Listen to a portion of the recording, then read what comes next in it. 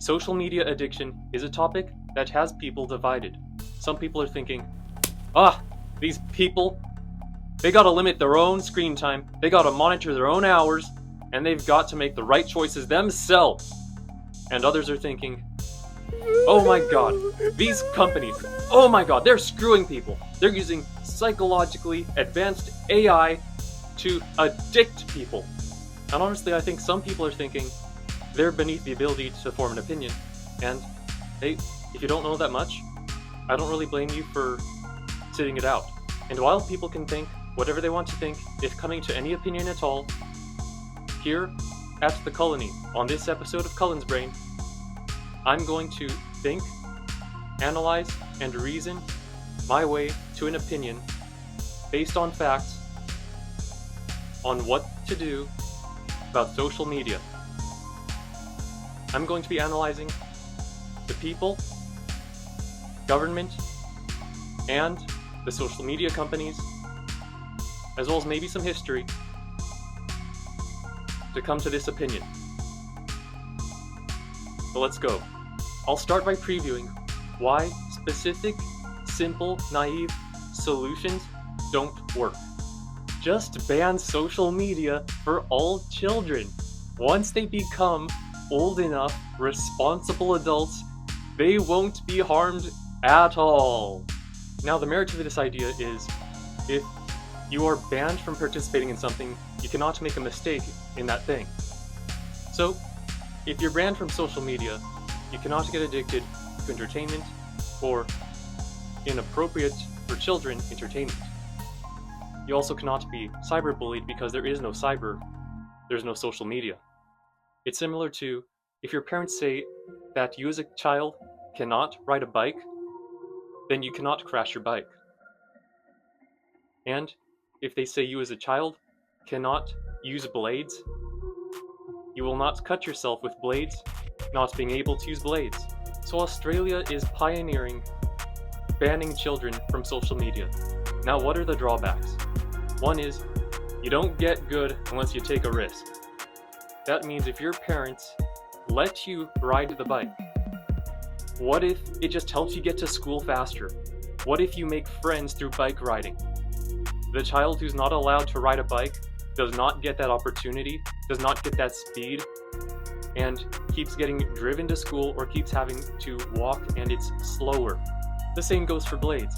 Tim here is cutting paper snowflakes, and he's cutting steak, and Sam is being left in the dust because his parents are sheltering him. When it comes to social media such as YouTube, that is one of the apps Australia has banned for kids. I have found so many documentaries using YouTube that I might not have found anywhere else. They've just shown up in my feed because of the algorithm. So, I think it does put the Australian children at a disadvantage compared to the children in other Western nations who have access to social media, who will find educational bits, shorts, whatever form they come in, long video documentaries, half an hour or more. Some YouTube channels have people dedicated to educating people. Some YouTube channels are just the main news networks that have been existing since the TV age. And let me tell you that even my channel does some educating people, but it's not one of those channels that is focused only on educating people. And while banning children from social media altogether is severing one means of toxic content reaching children, it is so naive because it's also severing healthy influences from reaching children too. Educational influences. Some people love telling the hard truth on social media. Some people like talking about the climate, technology, science. They like talking about history, and children could get rich in the mind from content like that. And it's just being blocked in Australia. And that kind of legal material in Australia could have its bad consequences. For instance, one thing is it has not blocked all internet contact between Australian children and the outside world. Let's say some Australians who are children play Minecraft, and they Minecraft chat with some people looking to victimize others. So, potentially, some Australian children fall prey to this kind of suspicious activity. Now, they can't give out their social media account names because, oh, they can't have any. They're locked until these children are old enough. So, they may be more likely to give out some alternate means of contact if they want to contact their new friends or friends later, like an email address or a number, instead of a relatively safer Discord or some other social media means. Uh-oh! Uh-oh indeed, because children in most cases do not have expertise in phishing 101, where if these children give out their emails, they may get a bunch of spam, or worse, scams, where they're not prepared to defend themselves against manipulation that could end up costing some money. Or personal information, where they will be once again vulnerable to those things that the Australian legal move was trying to protect them from. Yeah! Man, that glasses guy with the deep voice, he knows what he's talking about. And I keep forgetting his name. And lastly, banning children from social media does not protect these children from what could be a more core issue, and probably is a more core issue. It's their susceptibility to being manipulated in the first place. So it can't happen on social media because they're not accessing social media. What if it could still happen in real life? And sometimes it actually does, and there's evidence out there about this. Some children get into drugs before they are of legal age, and that's because some children have been susceptible in real life and never needed social media to be corrupted before legal age. And also, why were there so many children partaking in racism and bullying in the 20th century before social media? It's because they could do that before social media. Before cyberbullying, there was real life, in-person bullying. Blame the social media companies. Blame the social media companies. Blame some human beings. You know, before social media, other wrong things happened, not just bullying. There were real crimes. There were real wars. People stole things. People hurt people physically. And might I say, on social media, that part is impossible. You cannot hurt or kill someone over the internet. The point I'm trying to make is that when it comes to social media use, it is safer in the physical sense. If you are talking with someone in person and that other person has anger management issues, you might leave the conversation with a few bruises. But if that same conversation is being had with that same person over the internet using a social media app, it's convenient, and the worst you'll get is an angry cyberbullying message, but at least your face still looks pretty. Or not injured. And I really think that banning children from social media is doing them an injustice because they're going to go in as adults with the same amount of inexperience that they would have had if they got the opportunity to start as children. Now, I'm saying it's got to be regulated access if you're a child. I'll get more into that later. But honestly, when it comes to bikes, children are started with tricycles or bikes with training wheels. When it comes to things like driving, students go to driving school where they are supervised before they're let loose on the road with all their freedom. Might we treat social media the same way? I'm saying people need practice before the game, and what better way to get good at something with the right habits than to be trained to do good by something as a child. Now, I'm going to take down another naive approach, and that's full freedom, plain and simple. It didn't work for so many other things before social media. It didn't work for market capitalism in general. It didn't work with the airline. It didn't work with so many other things. When people are just trusted to do whatever they want, some of them are going to do stupid things. Some of them are going to take shortcuts. They're going to use these exploits that are pretty corrupt, and I can name so many examples. So I'm going to start with one that is pretty easy to understand, and some of you already know this. The airline. It was so open and trusting. I remember as a little kid when I was with my family, one could get a ticket at the gate, the place where you can see the plane from inside the glass at the gate. You could wait all the way until then to get a ticket. Family could say goodbye right there, right before that tube that goes to the airplane. And then it was September 11, 2001, and a group of people from across the Atlantic Ocean or Pacific Ocean, whichever way you want to view it from an American perspective, had the mischievous idea to ruin it. And later on, basically the principal came up to all the students in the school in the assembly and said, "Hey kids, because of that mischievous group, oh, those troublesome kids who ruined it for everyone, now we have these new rules. We all have to pass through this thing called TSA, where we get all our items scanned. Isn't this great? We have to take off our shoes." Not anymore, but we used to. "We also have to have all of our bags scanned in these plastic bins, going through the x-rays. Isn't this great?" And the kids were like, "Oh man, why'd you have to ruin this for us? We're going to war. You want to fight on the playground?" And that's what happened. And on that playground, some guy named Navy SEAL slammed Osama bin Laden so hard into the ground he never got up again.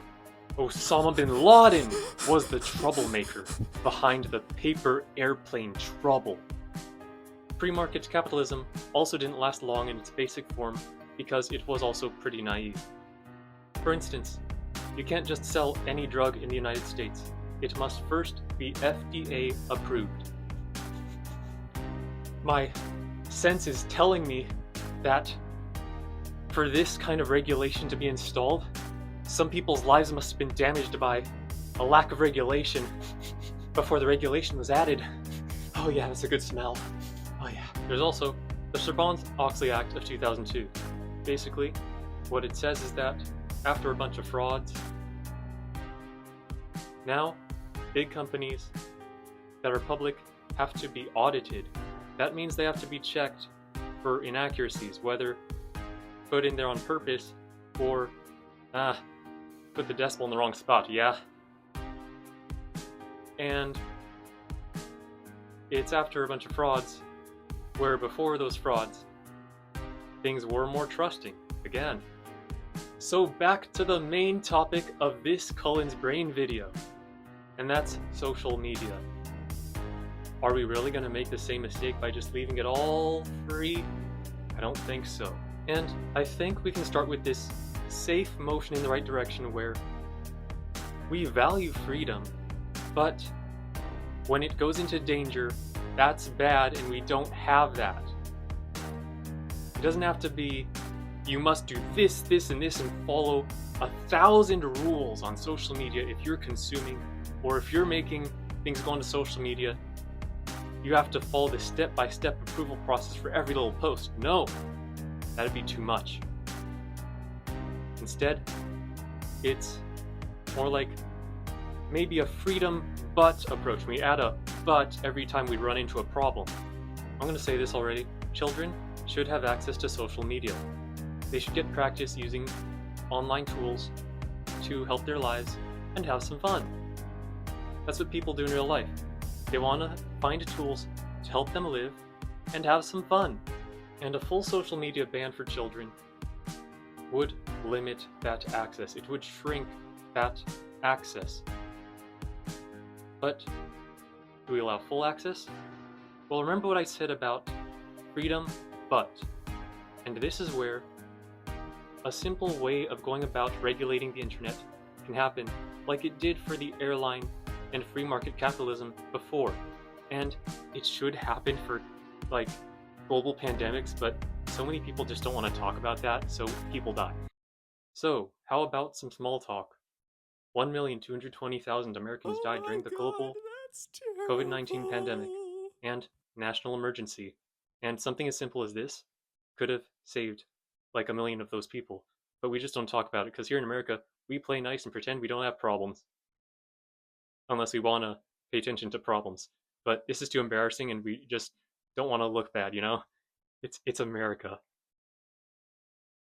Yeah, I'm not really like this. I was just ordered by my head executive, me, to act like that. I'm disappointed in my country, but there are so many things to be proud of in this country, really. I'd rather be here than in some other places. So I believe one thing that should be tried is that every social media company should be obligated, should be required to make sure they know who's a child and who's an adult on their platform, and then proceed accordingly with how to treat the children versus how to treat the adults. Some of that treatment differentiation should be learned from experience, and I get it, that some problems will not be found unless they are, well, discovered. But other things can be anticipated, and we better get onto that before people get hurt. So, when it comes to adult content, let's just say we don't suggest any of that or the like to the children. And maybe a woman in a swimsuit can be shown to children in the context of fun on the beach or on vacation, so that in free advertising, yes, a freedom that should be maintained, the child can see, go to this beach, tell your family you need to go to this beach. That might be cool, you know? And it might show some mom with some dad with a bunch of children, and they're all wearing swimsuits on the beach, and that's not adult content, that's just advertising. And it could go a couple of ways when it comes to advertising to children in general. One is it could be totally free with obvious exceptions. Yep. And another one is it could be a mandated diversity where there's some entertainment and there's some education. There's some sugar and there's some vegetables. Now, in my opinion, we should go with the free except for approach. However, I'm thinking adding one item into that could be essential, and it could be making a big difference. It's to add in a mandatory training course for children about how to use the internet safely, and that full access is only granted once the training's completed. So, be on the lookout for scams, could be part of it. Another is, later on in life, there could be content like this you'll have access to when you're an adult. Some people are known to get addicted, so discretion's advised. The reason why I advocate for the freedom except for approach is because a mandated diversity of advertisements on platforms like YouTube, Instagram, and others, they might not be getting to the root of the problem, and it could be, in part, the people themselves. And do we get them dependent on regulations, or do we treat them like people who can, to some extent, use their willpower and to be empowered to make their own wise decisions?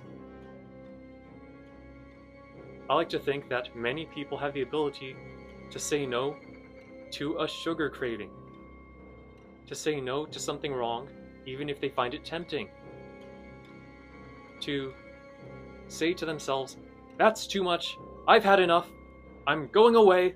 When it comes to these advertisements, If the government steps in with too many regulations, it may end up being the government controlling people who would otherwise be free. And that's not leaving it up to people to determine their own destinies. Of course, it could go the other way, where if advertising is fully in the control of the companies, social media companies, and their algorithms, that could become its own corruption. When it comes to social media, the good things that have come because of social media are too much for it to be fully restricted, even to children. And the risks have made it so that, like with other developments before social media, there are going to have to be some regulations and it cannot be full freedom. So, what's to do about social media? And I think what we do first is, for confirmed problems, when these things are effective and when regulating is cheap, it should be in the hands of social media companies to be held responsible for regulating how their platforms operate, when it is pocket change for them to do so, but when it is pocket change. Because if it's too expensive for them, it's probably not worth it. So, multiple things have to be considered. Cost, and also the danger of whatever it is on social media. Could be a kind of content, could be kinds of people on social media, and there could be a variety of solutions, like educational content for people using social media. Ways people can sort of, get their defenses up for when they're on social media. Government regulations could also lessen the dangers out there, but those are kind of costly to enforce, and cost will have to be considered. And it sort of gets to this point where it becomes more expensive and less effective, where the regulations must stop. And regulations must also stop by the time no one's having fun anymore. Probably before then. It's a complex discussion, it's a complex operation that'll probably have to be done over years, if not decades. That'll need professional, careful attention, instead of naive, easy things to say. Thank you for watching this episode of Cullen's Brain here at the Colony, where I also make things out of cardboard. So if you want to check out more of what I have to say and what I've had to make, what I've been making, what I've been doing with my time here, please subscribe, show some support. I intend to grow this channel out, baby.